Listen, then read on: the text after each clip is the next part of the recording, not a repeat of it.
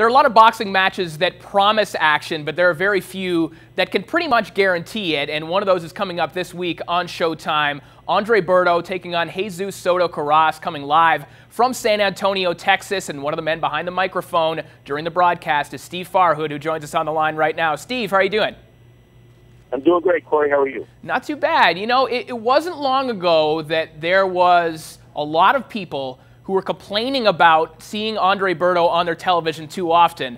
I don't hear those same people anymore. Say what you want about his potential and his skill, Andre Berto makes for compelling television. Yeah, I think he always has. When he was up and coming, he had the big amateur background, etc., and he was a heavily hyped guy, and he was matched a little softer than you would have liked to have seen. But those days are over. I mean, you know, Berto has been in with tough guys like Robert Guerrero now. Even though he lost that fight, it was a pretty exciting fight. So I agree with you 100%. And Berto, you know, finds himself in need of a win in a division that's very hot. So if he gets the win, you know, he knows for sure that there will be another big fight. He said earlier this week that he's disappointed that some of the guys that he was ahead of when he was younger and had a world title, that some of those guys have now surpassed him. Do you think they've surpassed him for good, Steve, or do you think that Berto can get somewhere towards the top of the heap at 147 again? Well, that's a great question. I mean, it all starts with this fight with Jesus Soto Karass, because it's a fighter that, in terms of talent, Berto should beat. We know that. And if he does beat him, because of the exposure he's going to get on national TV and because of the depth of the division, he'll be in a very good position to get another fight. You know, is he going to fight Mayweather next? No, we know that. That's way premature. But there are plenty of fighters in this division, and you know, who wouldn't want to see another fight with Victor Ortiz? I mean, there are a lot of fights for Berto. Is he permanently, you know, unable to get back to where he once was? I wouldn't say so. I think he's young enough. He has a new trainer now, one of the best trainers in boxing, in Berto-Jesus. I think these are all pluses. So Berto, you know, he has to win this fight, and that's what they're doing it. And there's a lot of pressure, but desperation often creates excellent performance. You mentioned that Berto is now with Virgil Hunter, and with all due respect to Tony Morgan, I always felt that Berto's corners were absolute chaos watching them on television and being there live. I guess the pertinent question, Steve, is will Virgil Hunter allow Andre Berto to come out doing the Philly shell like Tony Morgan did? Well, you know, we've talked about it with trainers and fighters 15 million times over the years. When you take a developed fighter like Berto, who's been fighting a certain style, you don't tinker too much. You know, you don't try to change too much. Berto's a strong physical guy, although he got pushed around by Guerrero, and that was a little unsettling to see. And I just don't think that in one training camp, Virgil Hunter's going to try to make too many changes. He didn't try to do too much with Amir Khan. He didn't try to do too much with a lot of his new fighters, Fernando Guerrero.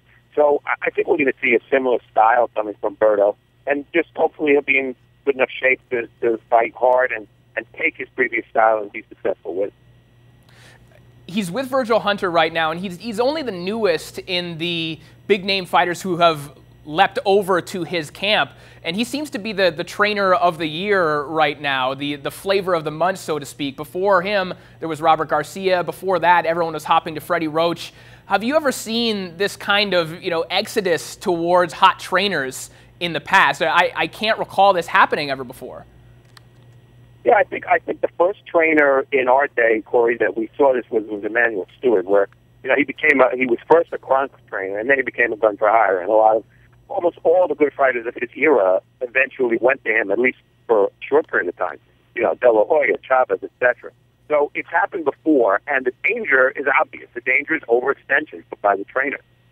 Very often you'll hear a fighter, after signing up with a trainer who's hot, whether it be Garcia or Buddy McBird or whoever it is, and then they say they don't get enough attention. So, you know, I think Virgil, who's a very smart guy, has to be careful that he doesn't overextend himself, give his big-name fighters enough time and enough attention so that they don't fall behind. And that's hard as your stable grows, because let's face it, trainers are no different than fighters. Fighters want big fights when they can get them because they get paid well. But trainers are no different. They want to make their money while the iron is hot. Well, we'll see what kind of adjustments Virgil Hunter is able to make with Andre Berto, but I doubt that over the course of one camp, he's going to be able to turn Andre Berto into a good inside fighter. That's been his weakness in the past. Do you see that as being the lane for Jesus Soto Karass, who is a pretty good inside fighter? Do you see that as being the game plan for him if he wants to have his hand raised this weekend? Well, style-wise, it's a very interesting fight. You know, Soto Karass has always been viewed as a brawler, a guy who can give boxers trouble. Yet the way he beat Selçuk Aydin was by boxing. You know, and he's a little, Soto Karass is a little longer than Berto, yet Berto's much faster and probably a little bit more technically sound. So I see Berto trying to fight an outside fight, even though he's the shorter fighter with the shorter reach.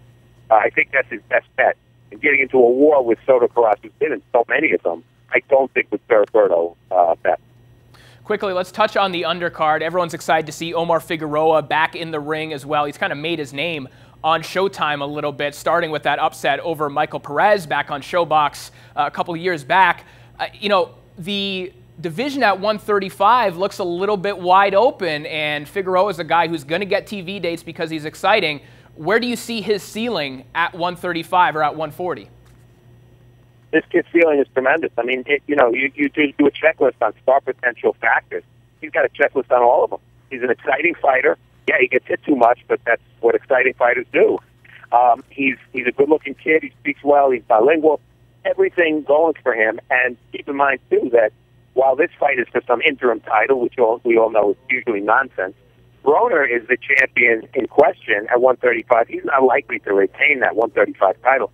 So Figueroa basically is going to be fighting for a vacant title. And with a title, a world title, you know, he makes that jump from prospect to champion if he wins without ever sort of really being in the contender status. And that happens today when you have 4 champions per division. But it's a big step for him. And, again, you know, he's a golden boy fighter. He's going to get a lot of TV exposure, and why not? This kid is very, very exciting. Well, people complain about alphabet titles, but if a title around his waist means we get more Omar Figueroa on Showtime, I'm happy with that. Exactly right. I feel the same way, and the kid is just electric. And I think he's just beginning to understand how good he is. Well, thank you very much for joining us once again, Steve, and we hope to have you on again in the future.